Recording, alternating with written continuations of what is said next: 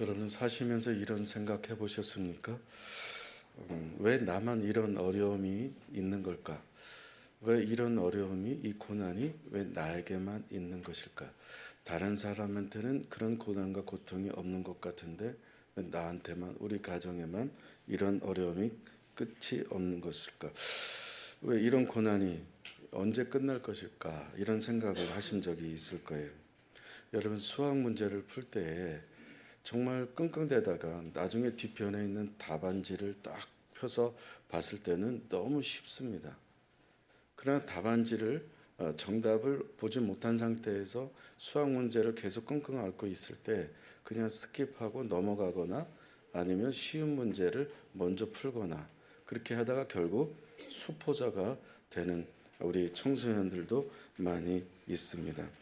우리 삶에 도저히 감당하기 어려운 정말 너무 어깨가 무겁게 힘든 어려움들, 지속되는 고난들, 아픔들, 해결이 되지 않는 그러한 아직 정답을 알지 못한 채로 계속해서 고통 가운데 있는 분들도 막막한 분들도 있을 겁니다.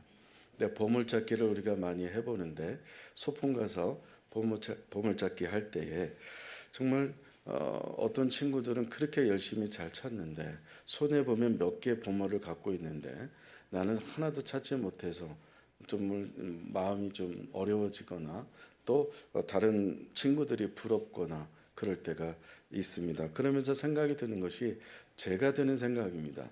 뭐 해운권 추첨이나 경품권 추첨할 때 저는 한 번도 된 적이 없습니다. 그러다 보니까 나는 이런 생각에 사로잡히는 것 같아요.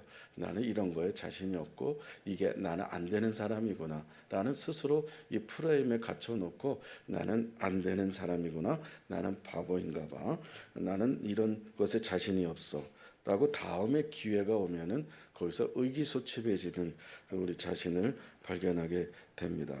히브리서 기자는 이 그리스도인들이 네로 황제의 아주 잔인한 그 박해와 핍박으로 인해서 그리스도인들이 믿음을 견디지 못하고 이렇게 어떤 사람들은 그냥 타협을 하는 사람도 있고 어떤 사람들은 믿음을 지키기 위해서 카타콤으로 들어가기도 하고 동굴로 들어가기도 하고 또 디아스포라처럼 흩어져서 믿음을 지키려고 하는 사람들이 있는 반면에 어떤 사람들은 정말 내가 이렇게 믿음을 지킨다는 것이 과연 나한테 유익이 뭐가 있는가?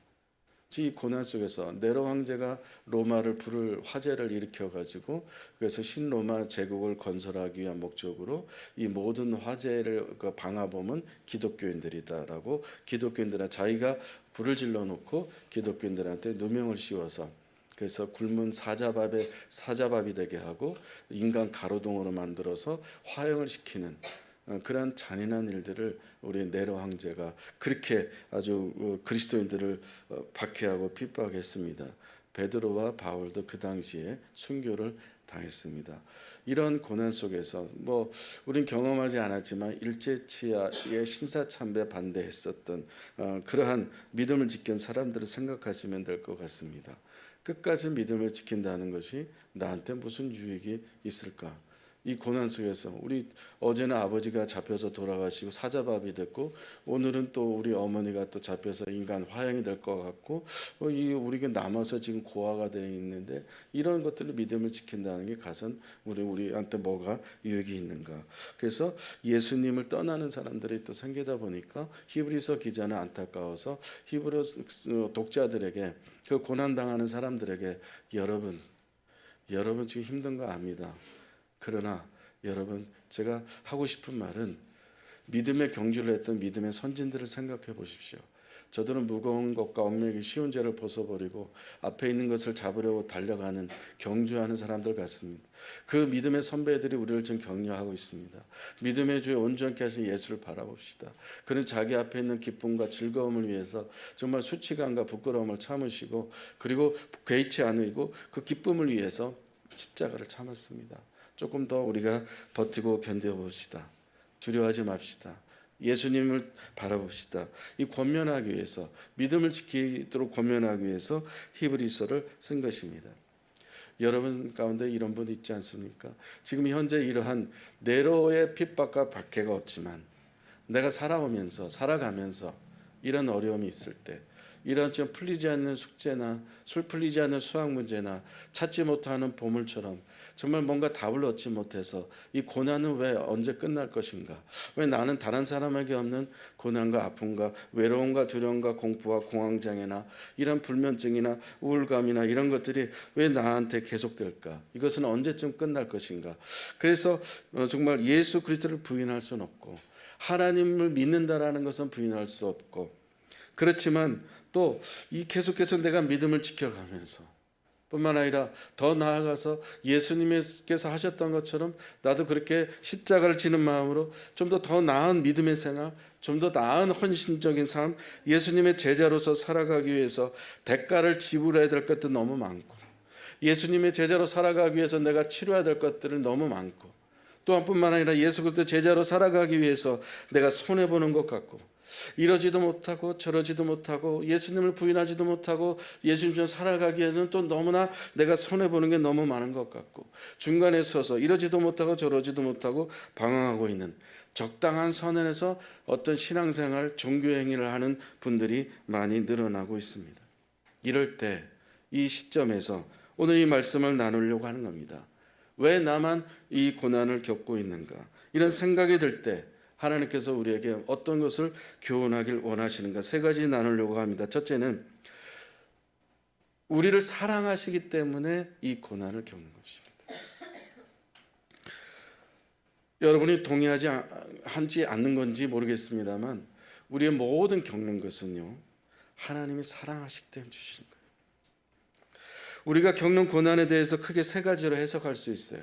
일반적으로 신앙 안에서 해석하는 분이든 신앙 바깥에서 생각하시는 분들은 좀 다를 수 있겠습니다만 세 가지로 압축이 되는데, 첫째는 내가 뭔가 잘못했기 때문에 이런 고난을 당하는 거예요. 두 번째는 내 실수와 내 잘못이 아닌데, 내 과오가 아닌데 타의에 의해서, 타의의 즉 환경에 의해서, 즉 직장 상사로 인해서, 아니면 권위자에 의해서, 아니 어떤 사람에 의해서, 선생님 때문에, 아니 누구 때문에, 아니면 자연재해로 인해서, 부모님 때문에 이 내가 어려움 당한 고난은 타의에서 당하는 어떤 환경적인 요인을 보는 경우도 있습니다. 세 번째는 자의에 의한 것도 아니고 타의에 의한 것도 아니고 이것은 하나님께서 나에게 주신 것일 거야, 하나님께서 나에게 주신 고난일 거야, 이렇게 해석하는 사람들도 있습니다. 이 세 가지 범주 안에 다 들어갈 겁니다. 그러나 우리는 크게 큰 틀에서 봐야 합니다. 왜냐하면 요한복음 9장에 그 정답이 나와 있습니다. 제자들이 예수님께 질문합니다. 선천적 시각장애인이 태어날 때부터 아픔을 못 보는 사람이 이 아이의 죄 때문입니까? 부모의 죄 때문입니까? 인과법칙을 적용을 하려고 합니다. 예수님께 질문합니다. 근데 예수님이 뭐라고 대답합니까? 요한복음 9장 3절에서 말씀하십니다. 이 아이가 선천적으로 시각장애인 된 것은 이 아이 죄 때문이 아니고 부모의 죄 때문이 아니라 이 아이를 통해서 하나님의 하시는 일을 나타내려 하심이라. 큰 틀에서 보셔야 돼요. 하나님께서 우리에게 사랑하시기 때문에 우리가 겪는 이 모든 것들은 하나님의 선하신 계획 안에 있다는 거예요. 11년 전에 대학생들과 성도들을 데리고 인술에서 인도 벵갈로에 단기 선교를 간 적이 있습니다. 그래서 주일예배 드리기 위해서 벵갈로에서 버스를 타고 약 몇 시간을 가서 시골에 정말 마을 몇 가구 살지 않는 마을에 가서 같이 예배를 드린 적이 있습니다. 근데 그 선교사님은 60이 훨씬 넘으신 분이에요. 악기 하나 없고 마이크 하나도 없습니다. 시트 없는 그런 건물만 있는 그곳에서 북을 메고 이 60 넘으신 할아버지 선교사님이 북을 치면서 아이들하고 그 힌디어로 찬양하는 것을 같이 참여하고 같이 예배를 드렸습니다. 식사 후에 예배 마치고 식사하는 자리에서 그 선교사님이 명함을 줬는데 깜짝 놀랐습니다. 이분은 중동 지역의 그 건설 회사의 중견으로 그렇게 임원으로 근무하시다가 정년퇴임하시고 남은 생애를 그 중동에서 일하실 때에 그 어린이들 보면서 하나님께서 마음을 주신 거예요. 내가 남은 생애는 이 어린이들을 위해서 내가 복음을 전하겠다, 하나님이 부르시는 곳에 순종하고 가겠다 가신 것이 바로 이 벵갈로 시골이었습니다.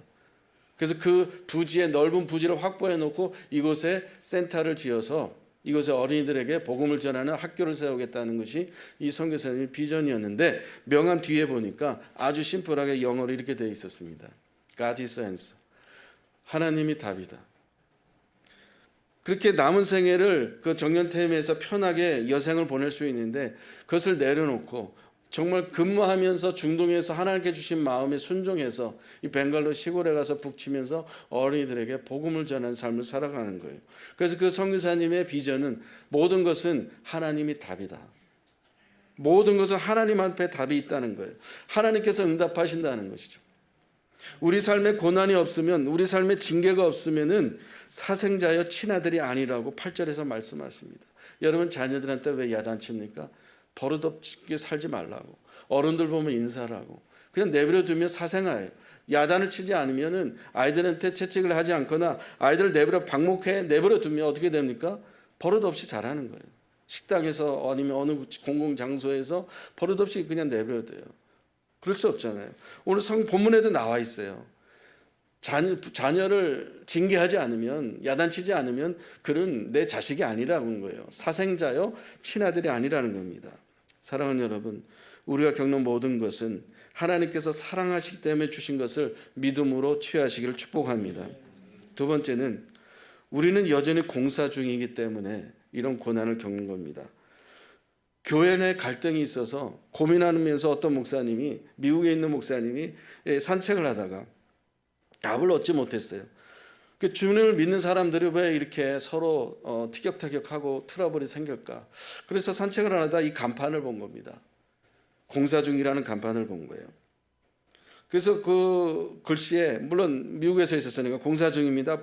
통행에 불편을 드려 대단히 죄송합니다. 밑에 뭐라고 써 있냐면은 더 나은 모습으로 찾아뵙겠습니다.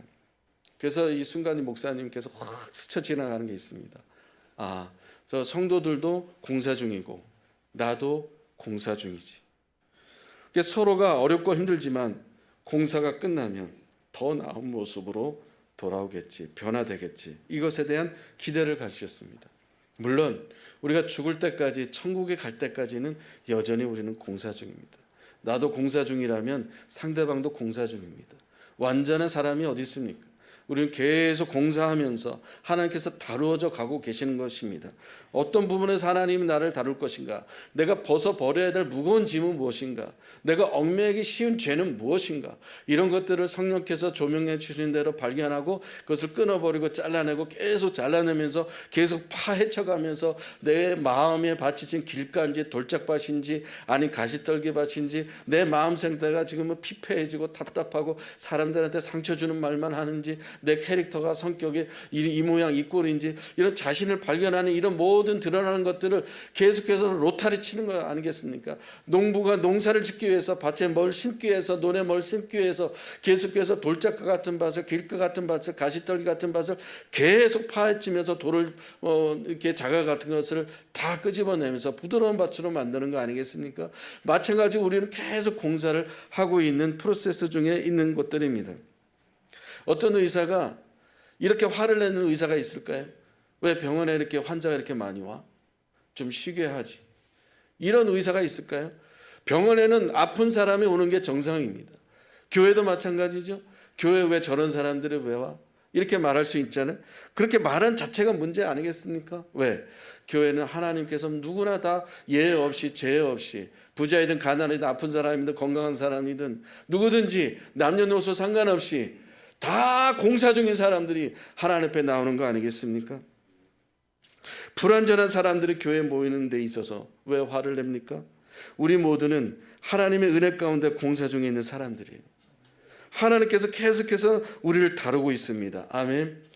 우리 히브리서 12장 10절 다시 한번 읽겠습니다. 시작. 그들은 잠시 자기의 뜻대로 우리를 징계하였거니와 오직 하나님은 우리의 유익을 위하여 그의 거룩하심에 참여하게 하시니라. 네. 계속해서 하나님의 뜻 가운데서 우리를 계속해서 다루시는 거예요. 징계한다는 것은 계속 공사 중이라는 것과 상통하는 것입니다. 우리의 어떤 유익이 있을까요? 하나님께서 우리를 공사 중으로 계속 공사하고 계시고 우리를 다루고 있는, 징계하고 있는 그 고난이 있는 것을 통해서 무슨 유익을 주시려고 하는 것일까? 10절 끝에 있습니다. 거룩하심에 참여하게 하려. 기독교는 교회는, 그리스도인은 한 가지를 귀결돼요. 하나님이 거룩하시니 너희들도 거룩하는 것. 하나님께서 거룩하시기 때문에 너희들도, 여러분들도 거룩하라고 말씀하시고, 계속해서 이스라엘 백성들 강조하고 강조하는 것은 거룩하라는 거예요. 생각이 거룩하고, 말이 거룩하고, 행동이 거룩하고, 예수님이 살아갔던 삶처럼 제자들에게 강조하셨던 것처럼 이 땅에 하나님 나라 복음을 전하고 가르치고 지키게 하고, 그리고 제자 되게 하고, 이런 삶을 살아가는 것. 하나님께서는 저와 여러분을 거룩한 성전이 되길 원하시는 줄로 믿습니다. 혹여나 우리 삶의 건강 때문에, 자녀 때문에, 가족 때문에, 사역 때문에 우리가 여러 가지 어려운 고난이 있다면 틀림없어요. 하나님께서 그것을 통해서 우리를 거룩하게 만드는 공사 중이라고 믿으시기를 바랍니다. 혹여나 좀 다른 사람은 공사 중이야, 나는 이 정도 됐어, 이 정도 나는 성공했어, 착각하지 마십시오. 일어섰다고 하나 넘어질까 조심하라고 말씀하셨습니다.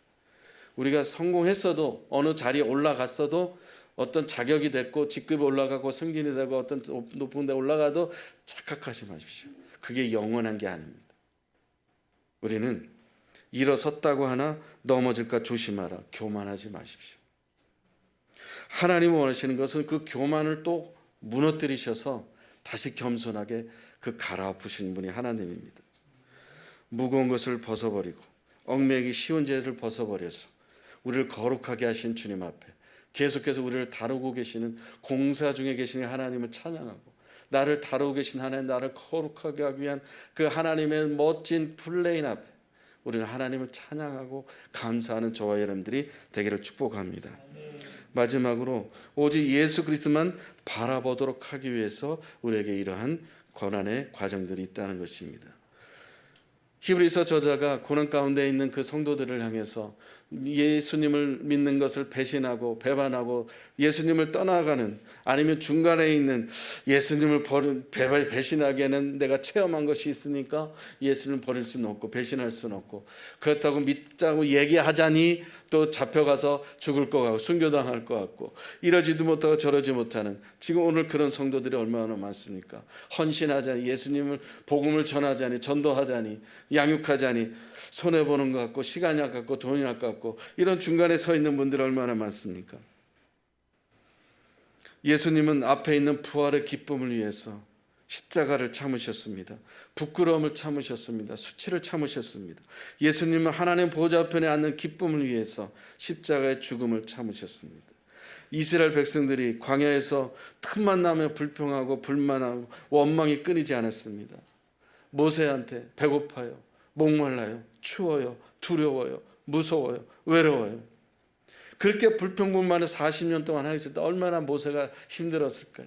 그런 모세에게 하나님께서 어떤 말씀하셨냐면, 불뱀을 하나님께서 만드셔서 그 불평불만을 하는 이스라엘 백성들 불뱀으로 물어버렸습니다. 불뱀에 물려서 죽어가는 사람들이 너무 많아지니까 하나님이 아픈 거, 마음이 아프시죠. 하나님이 원하시는 마음은 심판이 아니고 구원이고 회복이라고 말씀하셨어요.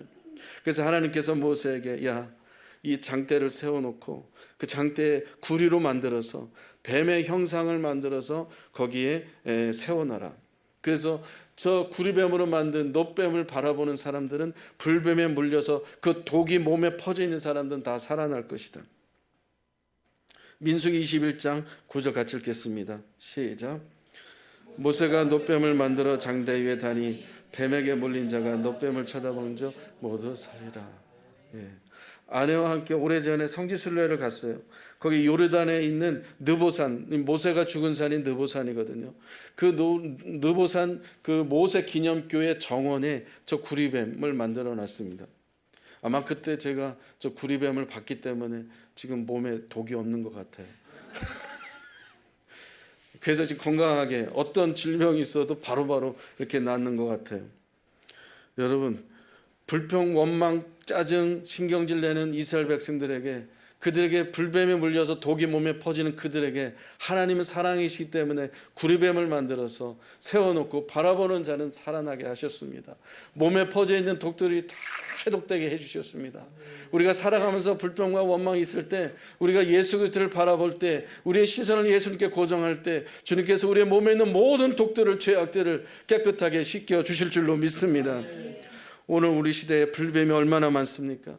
문화 속에, 교육 속에, 정치 속에, 경제 속에, 종교 속에, 음악 속에, 과학, 기술 속에, 우리 모든 살아가는 영역 속에 얼마나 많은 곳곳에 그리고 유튜브 속에 얼마나 많은 독들이 퍼져 있습니까? 이것을 바라보는 사람들은 다 불뱀에 물려서 독에 온몸에 퍼져가 눈에 독이 들어가고 입에 독이 들어가고 귀에 독이 들어가고 그리고 생각에 독이 들어가서 얼마나 많은 사람이 독에 지금 번져 있는지 모릅니다.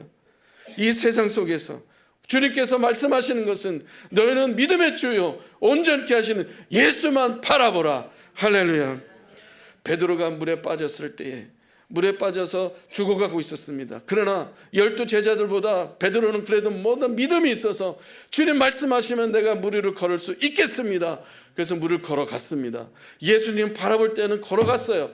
그러나 그의 시선이 잠깐 틈새를 내서 이 풍랑과 바다의 그 파도를 보면서 바람을 보면서 무서워서 빠져 죽어갔습니다. 그때 베드로가 외쳤습니다. 주님 살려주십시오. 불쌍히 여겨주십시오. 그의 눈이 풍랑에서 바다에서 파도에서 시선을 예수님께로 향해서 주님 살려주십시오로 통곡하며 부르짖었을 때, 그의 눈을 예수님께로 향했을 때 예수님께서 베드로의 손을 잡아주셨습니다. 물에서 죽어가는 그 영혼을 살려주셨습니다. 사랑하는 여러분, 온몸에 우리 퍼져 있는 이 독들을 해독할 수 있는 방법은, 살아날 수 있는 방법은, 고난에서 자유케 될 수 있는 방법은 예수 그리스도를 바라보는 것입니다. 예수 그리스도의 시선을 고정하시기를 바랍니다. 여러분의 베드로처럼 풍랑을 바라보는 그 시선을, 다른 고난에 바라보고 있는 시선을, 문제 앞에 바라보고 있는 시선을, 보물찾기 해서 찾지 못하는 그 문제 앞에서, 수학 문제 앞에서 고통 가운데 허우적대지 마시고 우리를 온전케 하시는 예수 그리스도를 바라보시기를 축복합니다. 그럴 때 우리의 몸에 있는 모든 독이 해독될 것입니다. 왜 나만 겪는 이 고난이냐고 불평하지 마시고 원망하지 마시고 그 고난과 문제 앞에 골똘하게 사로잡히지 마시고 우리를 사랑하시기 때문에 주시는 것이고 우리를 공사하시기 때문에 주시는 것이고 예수 그리스도를 바라보기 위해 주신 것을 믿음으로 취하셔서 이 고난 주간 온전히 예수를 바라보는 저와 여러분 되시길 축복합니다. 아멘. 같이 찬양.